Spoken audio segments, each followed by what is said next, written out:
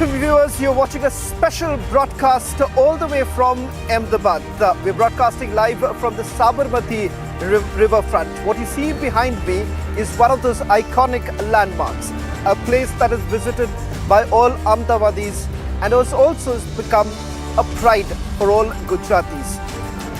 A day before the election results, if you simply go by the exit polls, that the Saffron Party is all set to win the 7th consecutive time. And will this election be all about margins? It turns out, with all political pundits essentially indicating that the Bharatiya Janata Party is all set to return to power. And not just that, they're going to retain power for the 7th consecutive term. But is it all about margin? What really happens to the Aam Aadmi Party, the high voltage, high octane campaigning that was essentially done by the Aam Aadmi Party? Are they only cutting the votes for the Congress Party? And how exactly will the Congress Party fare in these Gujarat elections? All this and much more in this edition. But first, we're getting in some breaking news coming in from the Polpan state of Himachal Pradesh.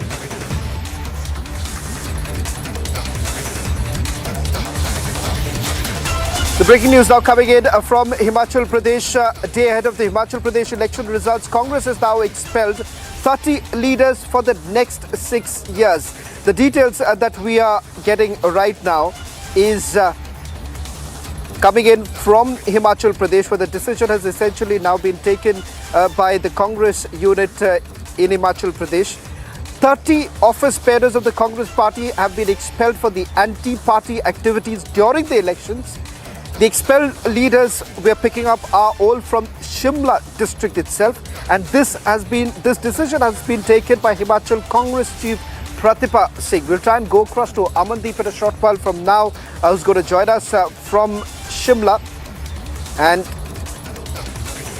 Amandeep is joining us on this broadcast right now. Amandeep, it's interesting time, given the fact that just before the election results, this decision has been taken by the Congress Party.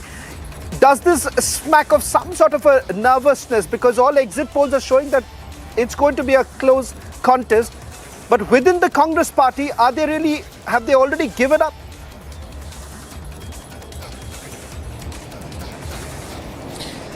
Well, absolutely, Shravan. This seems to be like that Congress is very much upset by the polls and even the exit poll. After witnessing exit polls and even just few hours before the results, Congress is taking this tough decision. They have expelled 30 office bearers, including general secretaries, including vice presidents, and they all basically from the Shimla itself.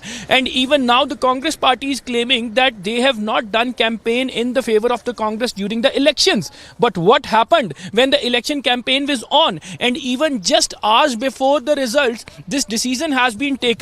That seriously indicating that Congress is in a big mess and even in a very embarrassed situation when the party has to expel their 30 leaders for the anti-party activities and all those who are actually holding the offices of the Congress, and even in the Shimla itself. That is a big embarrassment that the office bearers are not able to campaign for the Congress, and Congress is not able to hold back their office bearers. What else the Congress will hold in Himachal Pradesh? This is a big embarrassment. And even the Congress is in a big shock after witnessing the exit poll that BJP is showing edge in the exit polls. Though it was a very close fight, and even during the election campaign also, we have witnessed that maximum support is getting BJP. Jairam Thakur would be the chief minister. That has already been announced by the BJP party. And even the people are stamping Jairam Thakur as well as Narendra Modi as well as Amit Shah for their promises. And in fact, they have already seen the committed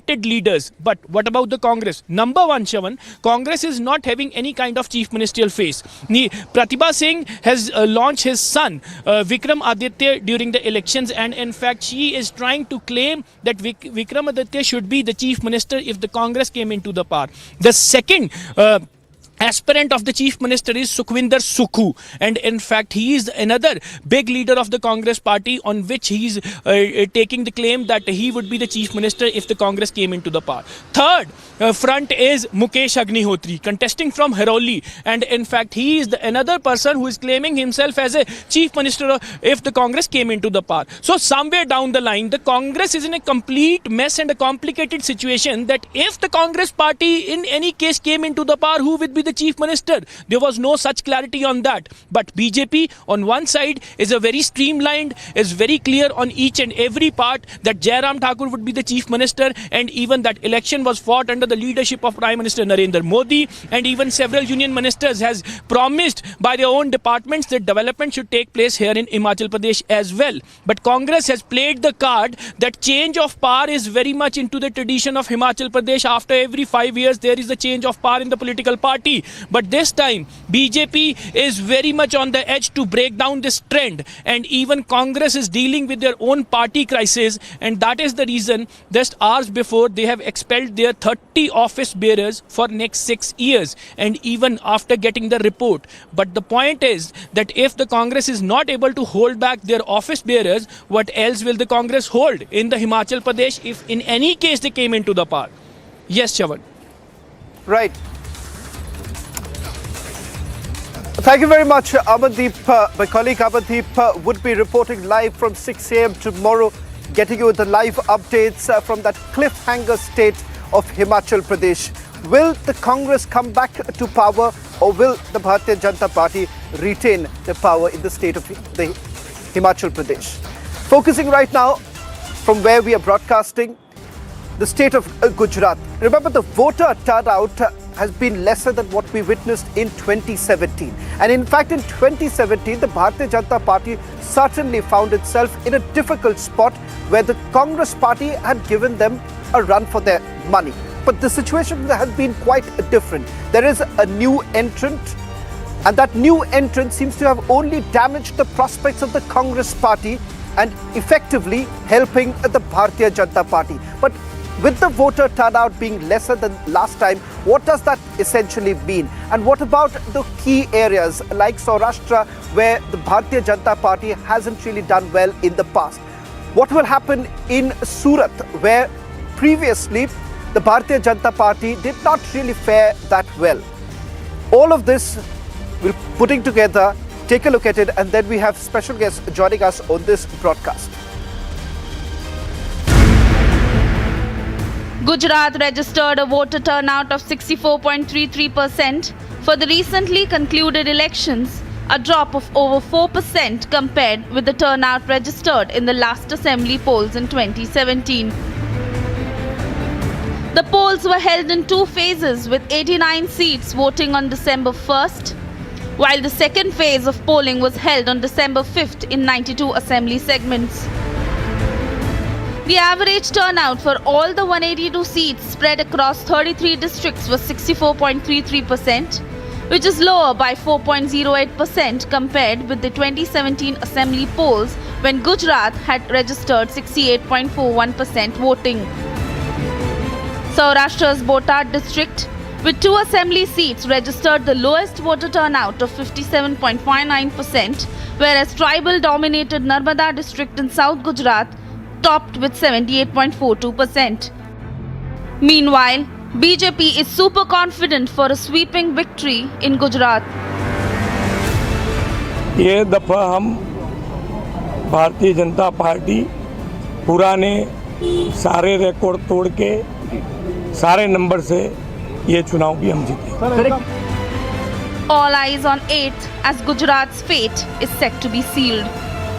Bureau Report, Republic TV.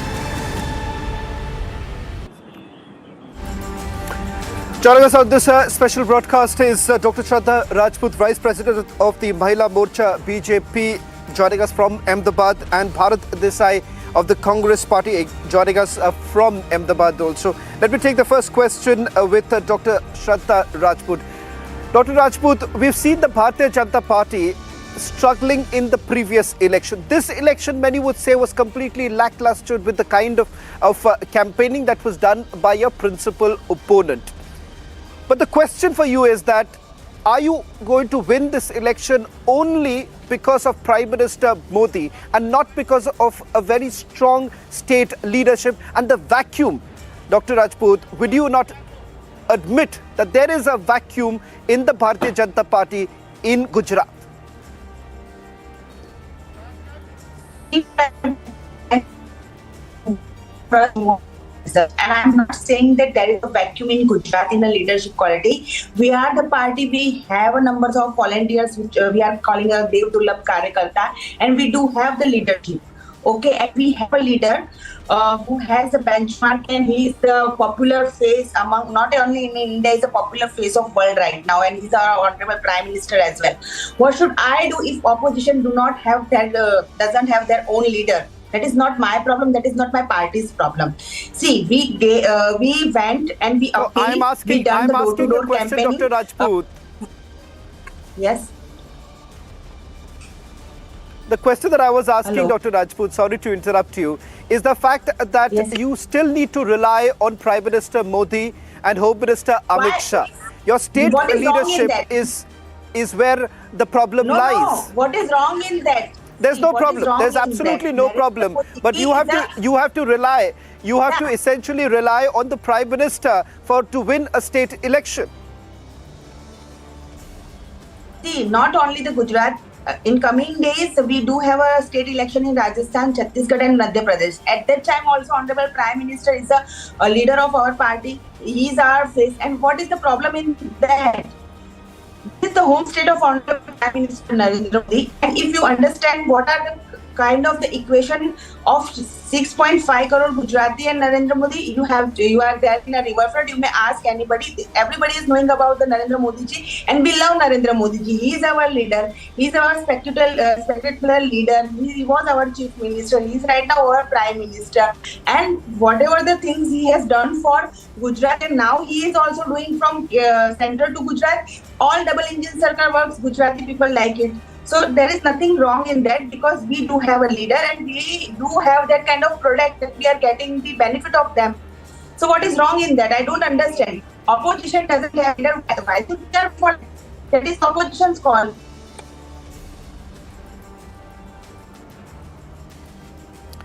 Well, Mr. Desai, can I take this question with you?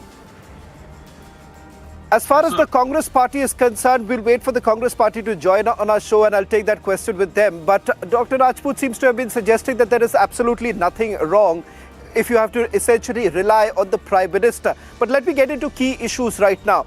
In 2017, you faced a troubled time in Saurashtra. The tribal belt of Gujarat has not really been in favor of the Bharatiya Janata Party. You've got the seats there, but that's also a struggle area for you. Do you still believe that there is a problem that you will need to that you will need to address, because this time, perhaps only because there is a walkover given to you by the opposition parties, you are going to come back to power. There's a high possibility of you coming back to power. But there are systemic issues that the party faces here in the state of Gujarat. See, there are two things. First is the politics of development, and the second is the politics of polarization, which is Congress doing since independence. 2017, we witnessed the polarization between two castes like Patel and Thakur and all that stuff. So we witnessed that, and that was an impact of three big andolans, which were created by and backed up by Congress party, which led to the Gujarat government or the Gujarat people to havoc. Two castes were quarreling inside, like Thakurs and Patels were, competing inside. Like it was based on polarization, the 2017 election. So let's keep it aside. Let's talk about 2022. Right now India have Narendra Modi. Before 2014, we were not able to identify India in the world, that India can be the superpower. I mean, yes, we were talking, but world was not. Mr. Desai, Mr. Desai, we are talking about. I understand that the BJP has essentially fought this entire election based on national issues. Fair enough, there's nothing wrong in bringing up national issues, but at the end of the day, it's a state election. You are not willing to address any of the state issues. there was a heavy criticism that the state essentially faced, especially during the COVID times. COVID mismanagement was something that the Bharatiya Janata Party had to face during the elections. Why is it very difficult for the BJP to essentially admit that there were problems? You need to thank the Congress party for giving you that kind of a walkover, but would you or would you not admit that it is time for the BJP to also look at other alternatives or other leaders who are going to ensure that you have much more a safer win next time? You raised a very good question, actually, because Gujarat is a part of India. So, I mean, if Indian, the points, the national points are if coming in Gujarat election, that's fine. But otherwise, we'll talk about Gujarat. Gujarat agriculture production was 15,000 crore back in 2001 when Narendra Modi was CM of Gujarat. He just took the charge of Gujarat CM. Today, it is 2,06,000 crores. The agriculture production I'm talking about. The milk production is 8 lakh crore rupees, which is like you can never imagine that, but the small things can make over the whole industry, the agriculture industry on another level in like a short span of 20 years, which Narendra Bhai has done. When he started Prime Minister in 2014, he started this farmers, Krishi Yojana, that 6,000 rupees are directly transferred to their accounts. I mean, we have like more than 400 Atmanirbhar Bharat schemes, which are now affecting the smallest people, the lastest people of Gujarat, and bettering their lifestyle. You talked about COVID. I'm proudly saying that yes, it was a havoc in the world. The COVID was a mahamari in the world, right? It was, I mean, nobody expected this kind of disease in last 100 years, and it suddenly came. But we should take a proud that we were the exporters. We were the main exporters to the world of the vaccination. We drive vaccination for more than 200 crore doses to the Indian people. We exported to the first world countries like UK, US, and other countries.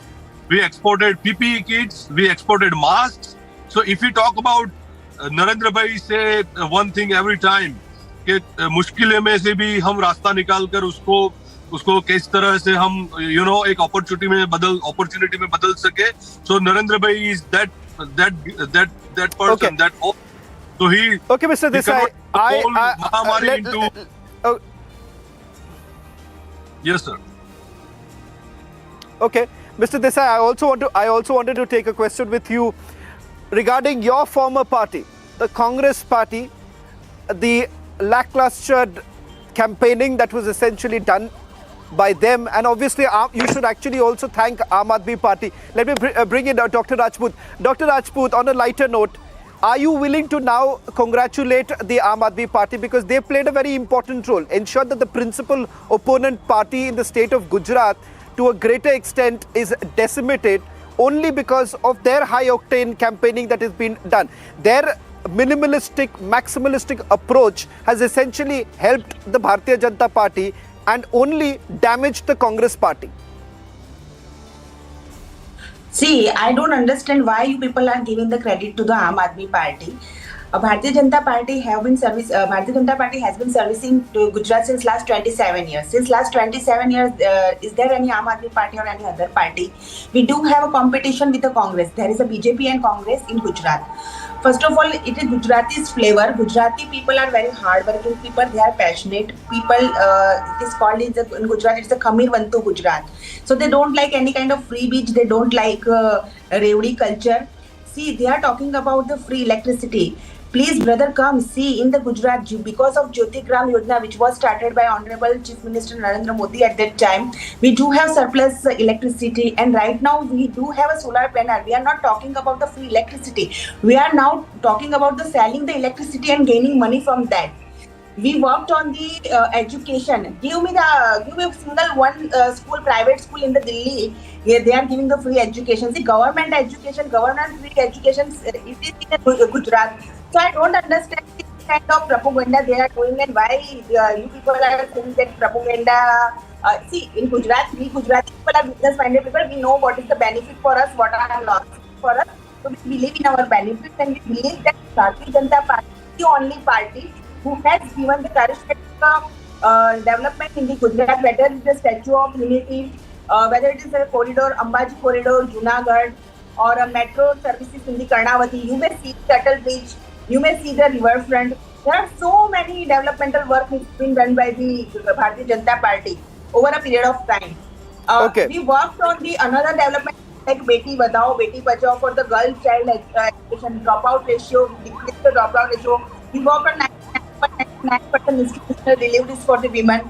So I don't understand which kind of points and gimmicks they are coming from, and I don't understand that Aam Aadmi Party has any kind of space in Gujarat. Well, only tomorrow people's verdict will actually tell us whether at all Aam Aadmi Party is acceptable to the Gujaratis or not. We'll wait for that. Let me also now bring in my colleague Priyanka. In fact, viewers, if someone really understands the political pulse of the state of Gujarat, it's my colleague Priyanka. She's crisscrossed across the state, getting us a real sense of what's really happening. On the one hand, exit polls are essentially indicating that the vote share this time of the Bharatiya Janata Party is also going to see a substantial rise. But the fact of the matter is that, is this win only of Prime Minister Modi and Union Home Minister Amit Shah? Priyanka, you've travelled across the state over the last few weeks, speaking to a cross-section of people, understanding that there are issues. Let's tell our viewers this, that yes, there are certain issues that the Bharatiya Janata Party has faced over the last few months. There was a point in time when the Aam Aadmi Party was gaining some momentum, but it turns out that it has only damaged the Congress Party. A quick recap of where are the areas in the state of Gujarat where the Bharatiya Janata Party is expected to do exceptionally well. Is it going to be different this time in places like Saurashtra, where last time it was a difficult call, and of course in Surat too?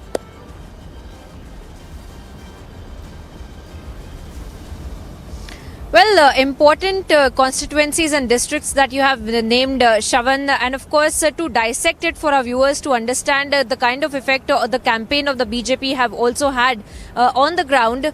We understand how the BJP strategy sessions, in fact, the run-up to the elections had been about how they want to really capture the constituencies which are loyal vote banks of the Congress Party as well. So to begin with, this time the election seemed as though from the Bharatiya Janata Party's point of view to be played on an offensive and not on a defensive as they had been seen in 2017, fighting the anti-incumbency wave, fighting the Patidar agitation, and fighting the, of course, the three musketeers that proved to be a very crucial point of the opposition, that included Hardik Patel, Alpesh Thakur and Jignesh Mevani. And of course, interestingly to note that two of the musketeers in fact have joined the BJP now, that is Hardik Patel and Alpesh Thakur, who themselves are fighting on the BJP ticket this time from Viramgam and Gandhinagar South respectively. But of course, to come to your question, as far as the vote share is concerned, the BJP in fact had been concerned about certain constituency where they had reason to believe that the Aam Aadmi Party factor is going to do some kind of damage to the vote share,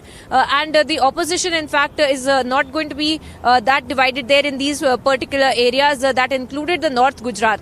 Now, specifically, if we look at the last few days of the campaigning of the Prime Minister as well, the majority of the rallies that had been organized, at least 4 rallies a day, Shavan, that we had seen the Prime Minister addressing in North Gujarat, including Himatnagar in Sabarkantha, Banaskantha, Mehsana, all of these areas where in fact we have seen the BJP put a lot more campaigning rallies that in fact they had carried out. And of course, we will have to wait and watch the results that come out in less than 24 hours from now, Shavan. Well, thank you very much, Priyanka, for getting us that incisive analysis of a state that she's been covering for several years. Put together, viewers, you need to tune in tomorrow 6 a.m. as Priyanka and the entire team will all be joining, getting you the live updates from different parts of the state. Slipping on a short break. On the other side, we'll continue our special broadcast from this iconic place in Ahmedabad.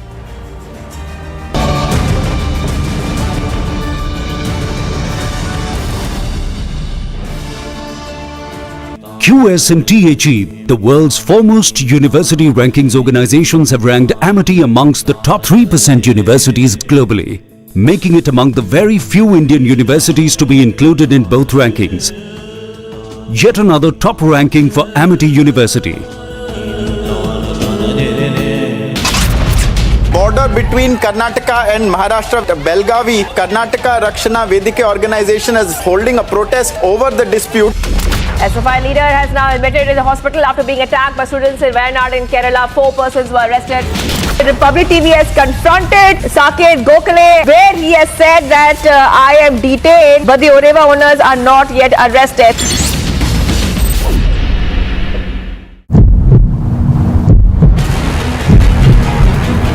We are in Jammu where the Kashmiri Pandit community is staging protest, and this is day 209th of their protest.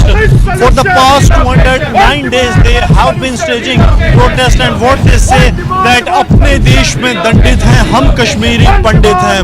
This is the message they want to convey to the government, that we are only being punished in the Kashmir Valley because we are the patriotic and the nationalist voices, and don't rehabilitate us in Kashmir.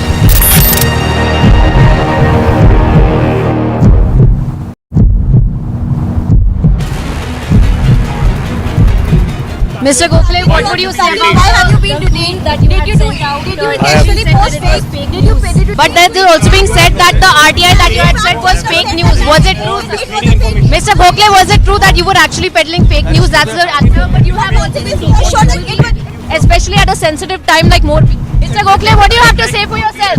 Mr. Gokhale, what do you have to say for yourself about the tweet that you've sent out?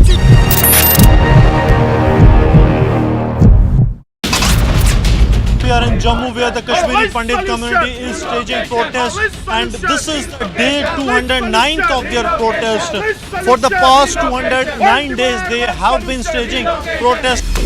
Here section 144 has been imposed, and the birthplace of Krishna, Hindu Mahasabha Sangathan ready to recite the Hanuman Chalisa outside the mosque, and the police people are ready to stop. Yesterday night at around 10, there was a humming sound of a drone that was noticed by the border security force in the Taran. Post that, the searches, during morning searches, the drone has been recovered at around 8:30 in the morning.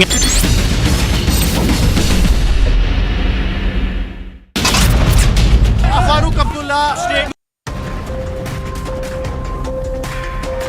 હું ઓળખું છું, એમનો ખૂબ આદર કરું છું, એમનું સન્માન કરું છું, પણ ખડેરજીને તો એ જ બોલવું પડે જે એમને ત્યાંથી ભણાવીને મોકલ્યા હોય. અને કોંગ્રેસ પાર્ટી એને ખબર નથી કે આ રામ ભક્તોનું ગુજરાત છે.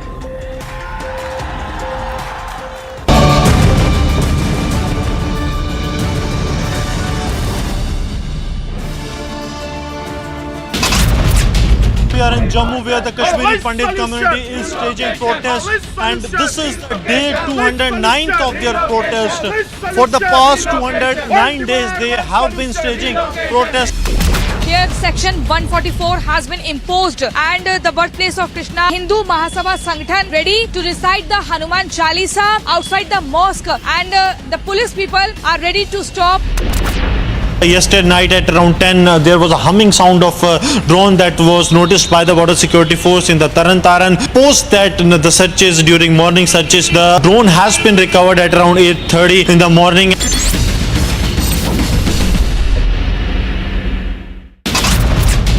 Farooq Abdullah statement has angered the people of Jammu, and the Bajrang Dal is staging protest here in Jammu, demanding that they want there should be an action against Farooq Abdullah. The IED that was planted by the terrorists in Shirmal Shopian, as per ADGP Kashmir, the threat has been neutralized by the joint forces.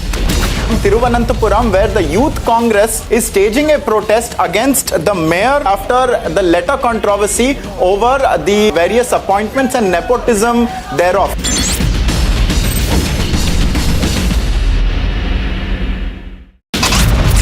Border between Karnataka and Maharashtra, Belgavi, Karnataka Rakshana Vedike organization is holding a protest over the dispute. SFI leader has now admitted in the hospital after being attacked by students in Wayanad in Kerala. 4 persons were arrested. Republic TV has confronted Saket Gokhale, where he has said that I am detained, but the Oreva owners are not yet arrested.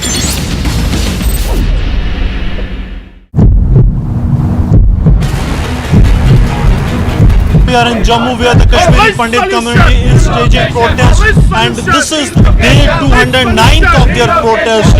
For the past 209 days they have been staging protest, and what they say that अपने देश में दंडित हैं हम कश्मीरी पंडित हैं. This is the message they want to convey to the government, that we are only being punished in the Kashmir Valley because we are the patriotic and the nationalist voices, and don't rehabilitate us in Kashmir.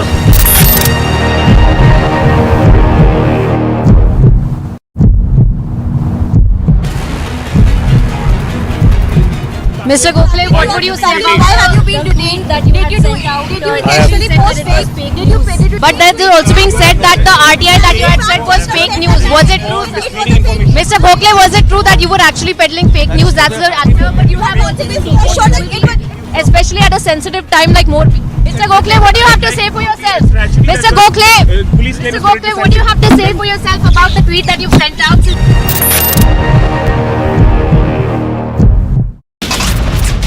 We are in Jammu where the Kashmiri Pandit community is staging protests, and this is day 209th of their protest. For the past 209 days they have been staging protests. Here section 144 has been imposed, and the birthplace of Krishna, Hindu Mahasabha Sangathan ready to recite the Hanuman Chalisa outside the mosque, and the police people are ready to stop. Yesterday night at around 10 there was a humming sound of drone that was noticed by the border security force in the Taran Taran. Post that the searches, during morning searches, the drone has been recovered at around 8.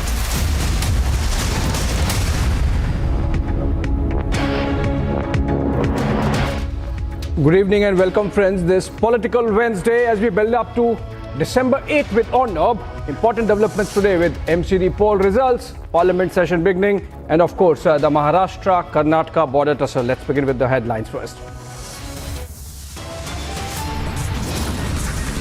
Maharashtra-Karnataka border tussle gets fierce with fresh protests at dispute sites. Maharashtra Deputy Chief Minister Devendra Fadnavis calls Amit Shah, reprises him of border tussle. BJP loses 15-year streak as AAP emerges victorious in the battle for Delhi Municipal Corporation.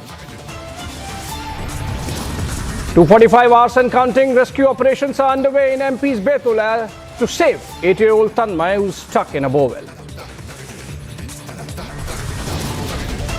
In less than 12 hours, catch all the action at India's election headquarters for Gujarat and Himachal poll results.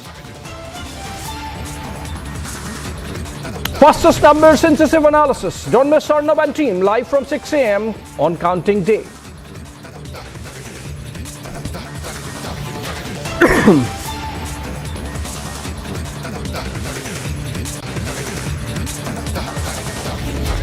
A rescue operation to save an 8-year-old boy Tanmay, who remains stuck in a 55 feet borewell after falling down that pit in Mandavi village of Madhya Pradesh's Betul district is underway. It's been more than 25